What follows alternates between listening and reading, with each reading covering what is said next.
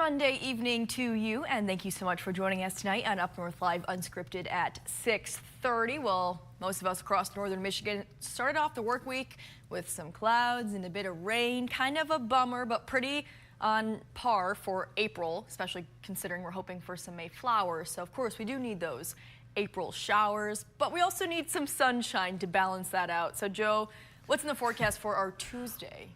Yeah, I think it'll be a little better than today. We've been stuck under the clouds, as you know. We've had drizzle and showers. It's been kind of windy. Although, Maya, no snow today, at least. So one good thing. Yeah, I think, you know, the sun's going to go down here shortly. It'll be cloudy. We wake up tomorrow morning, though, and I think the sun will be out for a while. And we'll take a look at that. The other thing, too, we are going to warm up. Where you live, Traverse City area, I could probably get you 70, not tomorrow, but looking ahead here, maybe by the middle of the week. I will gladly take that. Yeah, so some warmer weather coming in too. We'll look at that and the rest of the forecast in a little while. All right, thank you, Joe. Our top story tonight, church leaders across northern Michigan are mourning the death of Pope Francis. The Vatican announced the pontiff died this morning at 88 years old. Francis had been Pope since 2013 and made many significant changes in the Catholic Church. And for more on the Pope's lasting legacy, let's turn things over to Bishop Jeffrey Walsh of the Diocese of Gaylord. And Bishop Walsh, thank you so much for joining us on Unscripted tonight. You're welcome, Maya. It's good to join you. It's good to see you. And, you know, I think this news came to a shock for a lot of people because we just saw Pope Francis yesterday on Easter make a public appearance. What was your first reaction when you found out the news? Yeah, it seemed like several weeks ago when he was so sick, there was more of an anticipation of his death being somewhat imminent, knowing of his background with pulmonary illness and so many other things that he was struggling with more recently. But then when he pulled out of it, it seemed like he was going to be in a period of recovery, and he didn't know how much longer the Lord would keep him as our Pope, and we're certainly praying he would have a recovery. So when I heard the news this morning, it was very sad and very sudden to think that he was just in St. Peter's Square yesterday and riding the Pope-mobile and waving to people and meeting with our Vice President recently and so many other things that seem like to be on track. Absolutely, and I know you have actually had the opportunity to meet Pope Francis. Can you walk us through what that experience was like for you?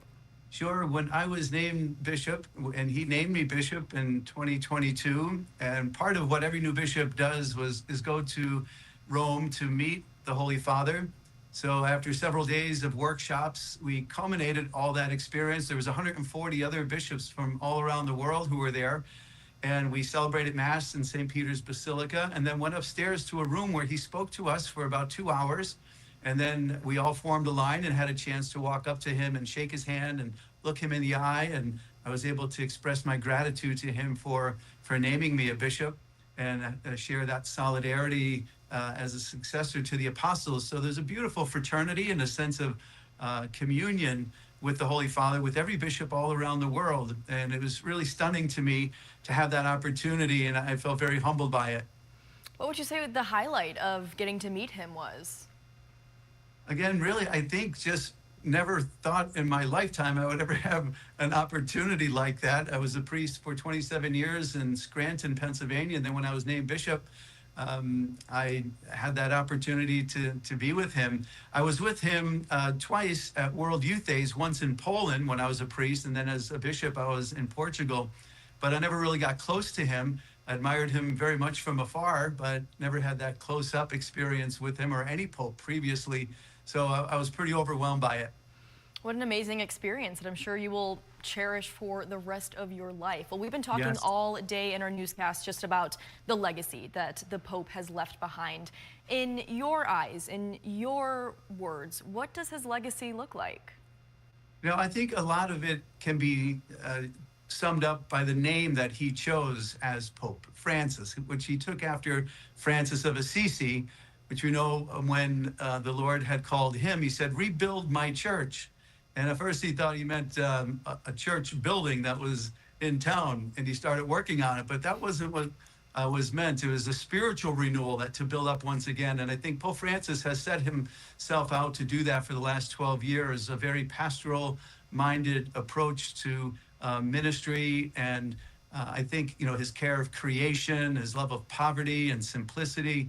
He had a real common touch, of all the things that he experienced as a priest in Argentina, a bishop, a cardinal, and then as the Pope.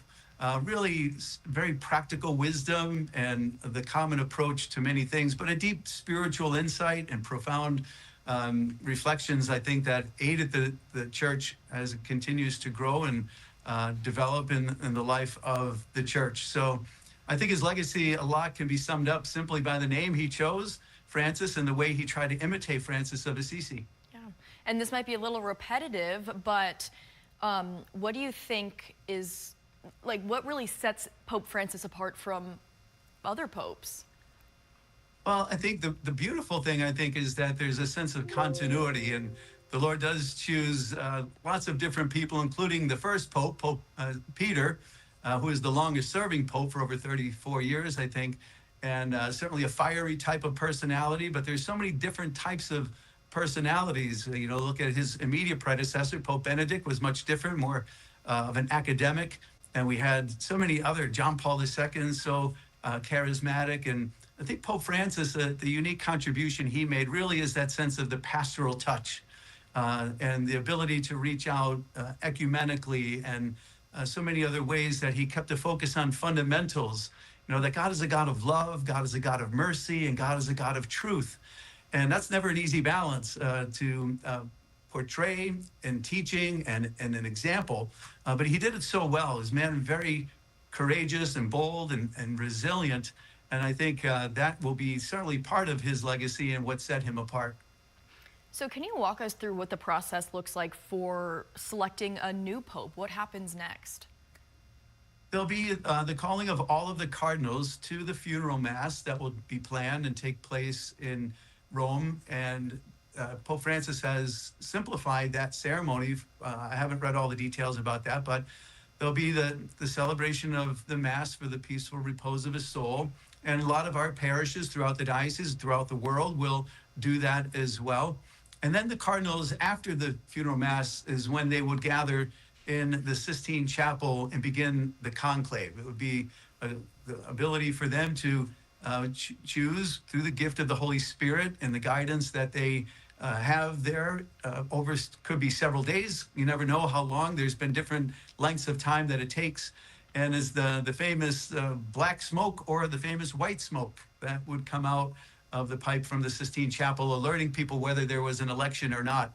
And when the white smoke does appear, that is when everybody gathers quickly into the St. Peter's Square, and then the new Pope appears in the balcony, and with great excitement, his name is announced, and then we'll know who our next Pope is. But like you said, there's really no set timeline. It really just depends on how long it takes to all come to an agreement. Yeah, there's different factors that go into play, and my understanding is that sometimes there seems to be an obvious candidate that could be a successor. Sometimes there's not. And then even when there is kind of a popular wisdom about that, it doesn't always play out. So there's lots of room for the Holy Spirit to work there. And certainly as people of faith, we simply trust that process will unfold in a way that's necessary and give us a new shepherd that will guide us. And Bishop Walsh, we know that there are so many people across northern Michigan who are mourning the loss of Pope Francis. What can folks do, and if it's Gaylord or Traverse City or just across northern Michigan, to pay their respects or maybe say a final goodbye to the Pope? Yeah, I sent an email out to all of our parishes today, reminding them of different protocols, and put a bunting out to just have that 9 days of mourning and recognition of his passing. There's not the mention of his name in the daily Mass, which we always pray for the Pope every single day at every single Mass. But until we get a new Pope, we will just refer to the bishop of the diocese in prayer during the liturgy. There'll be Masses that will be said, the Requiem Masses for his soul, and I would encourage people to go to them. But part of the email I sent out would be for everybody to pray at least one Our Father, one Hail Mary, and one Glory Be to the Father in thanksgiving for Pope Francis. And if they could, pray a rosary or look up a lot of his readings or his writings or his teachings and pray with them and learn from him. If you hadn't had the opportunity already, there's quite a lot of material there over the last 12 years of his pontificate with different motu proprios and encyclicals and synods. And again, just a lot of beautiful pictures. I have a picture book that is fascinating. A lot of things that people don't often know, his visit with prisoners, or the time that he would spend with his mother in his younger days, and just simple things, again, common things, the way he would call people in Gaza on a daily basis. So many amazing, rich memories of a man with a great pastoral heart. And I think that's what a lot of people will want to just remember, and that they could, in their own way, just pay tribute to that and respect that and honor him by whatever simple acts of prayer and kindness they can extend to others. Sure. Anything else that you want to mention about Pope Francis's legacy before we let you go?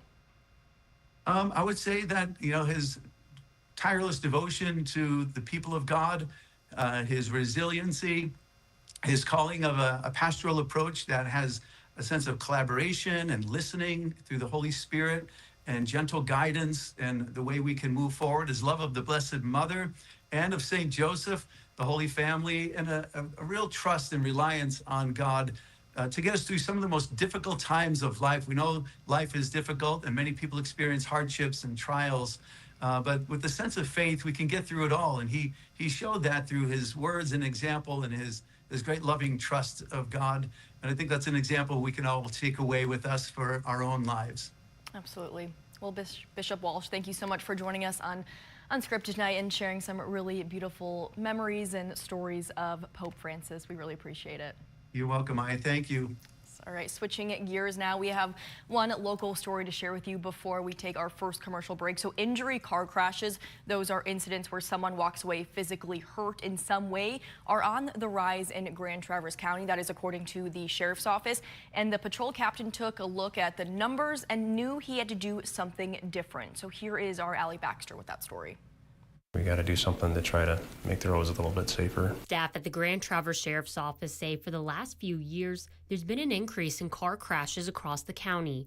Recently, when they looked at the latest data, they were concerned to see specifically crashes with injuries had doubled. In 2023, it jumped to over 500. As Patrol Captain Brandon Brinks explains, they can't point to one thing that could be the cause for the increase. We are a very busy county, this area, between tourist work, festivals and everything else that we have going on. There's an incredible increase in traffic volume that comes into the county. With an incredible amount of people comes more potential for crashes. So Captain Brink says the sheriff's office is taking a different approach.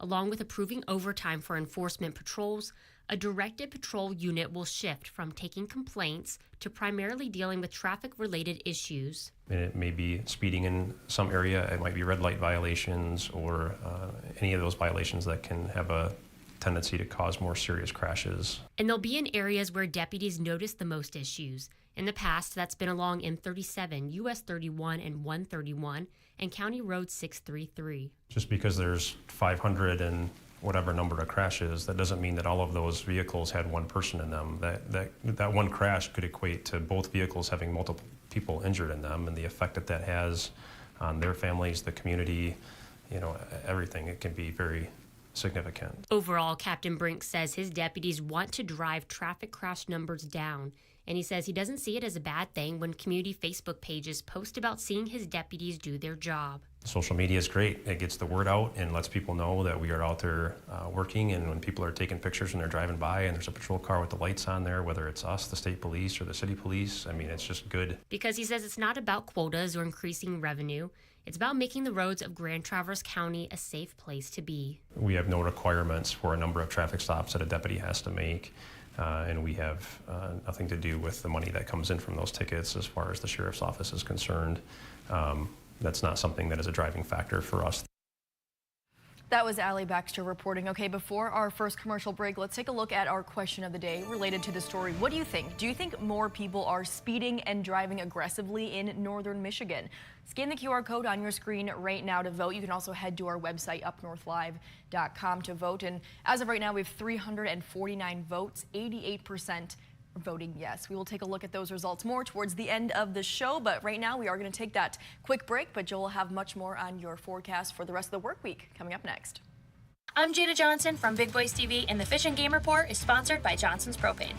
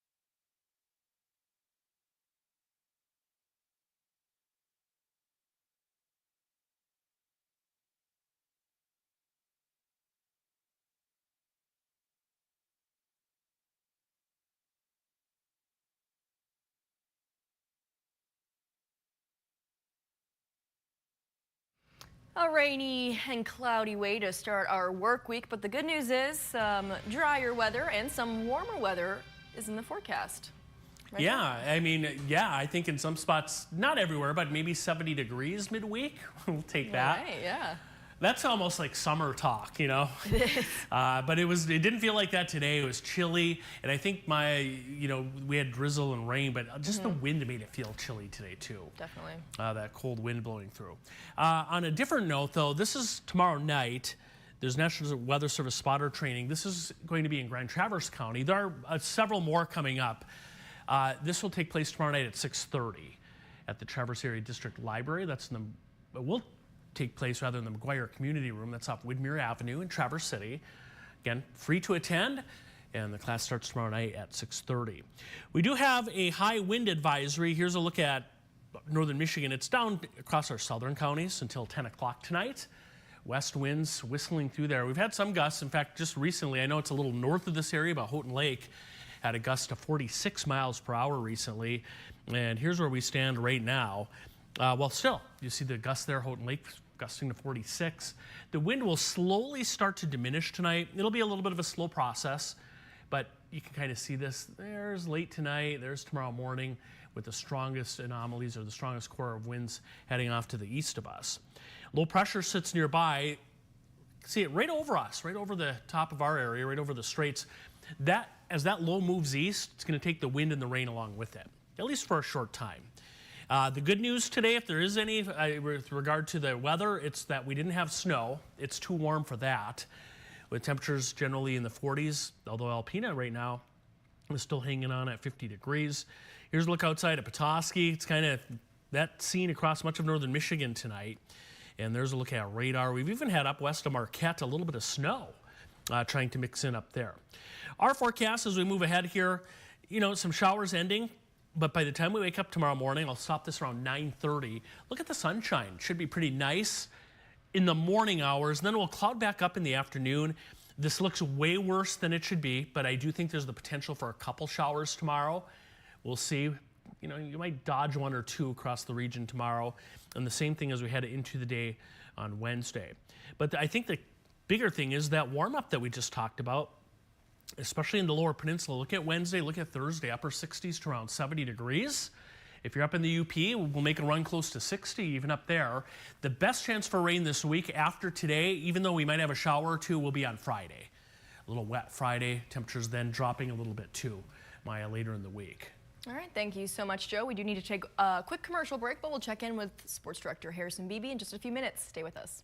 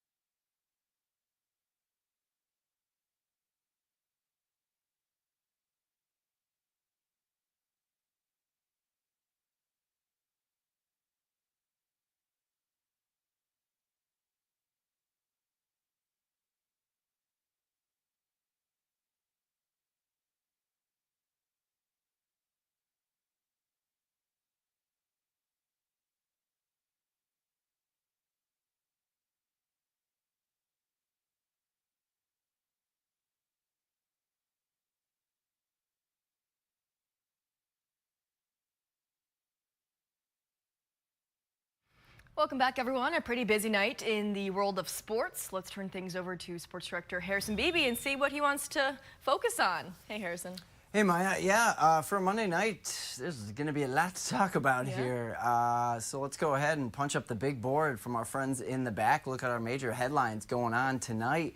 I believe we're starting with the local stuff at Thurlby Field. We've got the first ever MHSAA lacrosse meeting going down between TC Central and TCUS. They played a lot as club teams back in the day. I covered a lot of their rivalry games when they weren't official sports with the school. Now they are, and for years they were the TC United combined. Now this is the first rivalry meeting as certified varsity programs. So it should be pretty cool. And the other side note is dating back to as far as we can gather with club results, West has never beaten Central at the varsity level. And so far they're looking pretty good. So maybe tonight will be the night. We'll find out at 11, get you those highlights. Also tonight, Madison Square Garden is the place to be. If you're a basketball fan in New York City and you want to pay several $100s for an NBA playoff ticket, Pistons-Knicks, Game 2. Hey, they can't make as many mistakes as they made at the end of Game 1, right? So knock on wood. Let's hope not. We can only hope. It is a young, inexperienced Piston playoff team, but there were times on Saturday in Game 1 where I felt like they had real, flashes and elements to them that showed they were a better team in a lot of ways. So New York might have more talent and more experience at the end of the day, but I think it is very possible for the Pistons to steal a game out there, and tonight will be their next shot. That starts at 7:30. And Tigers playing the Padres, the San Diego Padres, the best team in baseball at 16-6 right now. I don't know how many people had them pegged to have the hottest start, but that's why we love sports. You kind of don't know for sure which team is going to be the best from the beginning. So they'll be at Comerica Park for 3 straight games starting tonight. So a pretty exciting Monday on the slate to begin. It's kind of been a rainy, dreary mid-April Monday, but a lot of good sports going on to talk about. It looks like the Padres are up 1-0 in the bottom of the first, but the Tigers do have someone on base, so maybe they can tie it up right away in the first. But despite the rain, this lacrosse game still going on no matter what, right? Oh, yeah. Lacrosse plays through anything. I mean, thunderstorms would obviously be a different story, but if it's just light rain, like Joe told me, I might be able to avoid using the rain jacket. All right, well, best of luck to you, Harrison, and we'll see those highlights tonight at 11 o'clock. All right, let's take a quick commercial break, but we will check in with the live results for our question of the day straight ahead.